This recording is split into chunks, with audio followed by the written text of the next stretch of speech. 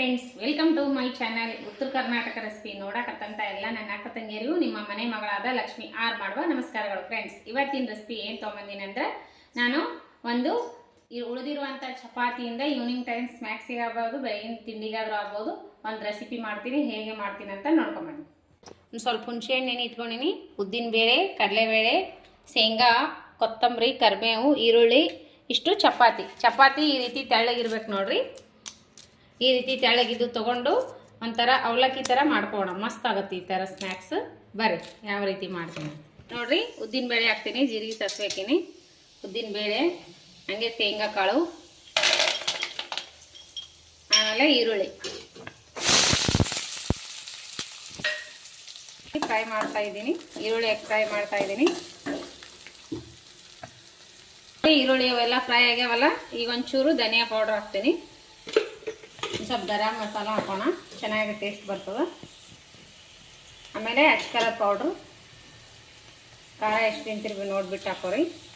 ಆಮೇಲೆ ಅರ್ಶಿನ ಪೌಡರ್, ಆಮೇಲೆ ರುಚಿಗೆ ತಕ್ಕಷ್ಟು ಉಪ್ಪು. ಚಪಾತಿಗೆ ಹಾಕಿರ್ತೀವಿ ನೋಡ್ಬಿಟ್ಟು ಹಾಕೋರಿ.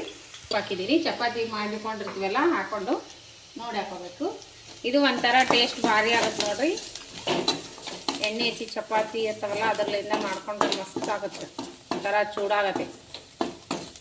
ಸ್ವಲ್ಪ ಹುಣಸೆಹಣ್ಣಿನ ರಸ, ಹುಣಸೆ ಹಣ್ಣಾದರೂ ಹಾಕ್ಬೋದು, ಇಲ್ಲ ಲಿಂಬೆ ರಸ ಆದರೂ ಹಾಕೋಬಹುದು ನೋಡ್ರಿ. ಚಪಾತಿ ಹಿಂಗತೆ ಇರಬೇಕು.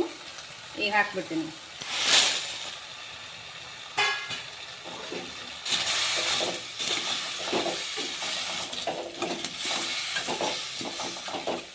ಮಿಕ್ಸ್ ಮಾಡ್ಕೊಂಡು ಈಗ ನೋಡ್ರಿ,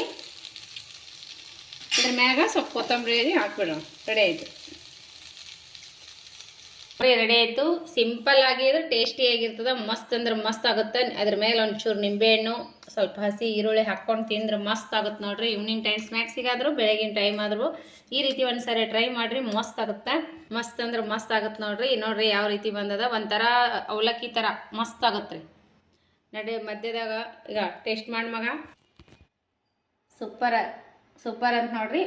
ಇದು ಒಂಥರ ಅವಲಕ್ಕಿ ಥರ ಮಸ್ತ್ ಆಗುತ್ತೆ ನೋಡ್ರಿ. ಈ ರೀತಿ ಒಂದ್ಸರಿ ಮಾಡ್ಕೊಂಡು ನೋಡ್ರಿ. ತೆಳ್ಳನು ಚಪಾತಿ ಇದ್ದು ಅಂದ್ರೆ ಈ ರೀತಿ ಒಂದ್ಸರಿ ಮಾಡ್ರಿ, ಮಸ್ತ್ ಆಗುತ್ತೆ. ನಾನು ಟೇಸ್ಟ್ ಮಾಡಿ ನೋಡ್ತೀನಿ, ಬನ್ರಿ. ಸೂಪರ್ ಆಗಲ್ರಿ. ಚಪಾತಿ ಅಂತ ಅನ್ಸಂಗೇ ಇಲ್ಲ, ಯಾಕಂದ್ರೆ ಅವಲಕ್ಕಿ ಯಾವ ರೀತಿ ಮಾಡ್ತೀವಿ ಆ ರೀತಿ ಮಾಡಿವಲ್ಲ, ಮಸ್ತ್ ಆಗ್ತದೆ. ಚಪಾತಿ ಒಂಥರ ಸಾಫ್ಟ್ ಆಗ್ಯಾವ್ರಿ. ಇವು ಮೇಲೆ ಹಾಕಿ ಮುಚ್ಚಿಬಿಡ್ಬೇಕು. ನೀವು ಮಾಡ್ಕೊಂಡು ತಿನ್ಬೋದು. ಮೆತ್ತಗಾಗ್ಯದ, ಮಸ್ತ್ ಆಗುತ್ತಾ. ನೀವು ಒಂದ್ಸರಿ ಟ್ರೈ ಮಾಡಿರಿ. ಮಕ್ಕಳಿಗೆ ತುಂಬಾ ಇಷ್ಟ ಆಗುತ್ತೆ ನೋಡ್ರಿ. ಮಕ್ಕಳಿಗೆ ದೊಡ್ಡವರಿಗೆ ತುಂಬ ಇಷ್ಟ ಆಗುತ್ತೆ. ಬರೀ ಒಂದೇ ಥರ ಚಪಾತಿ ರೆಸಿಪಿ ಮಾಡೋದಕ್ಕಿಂತ ಒಂದ್ಸರಿ ಟ್ರೈ ಮಾಡಿರಿ ಈ ರೀತಿ.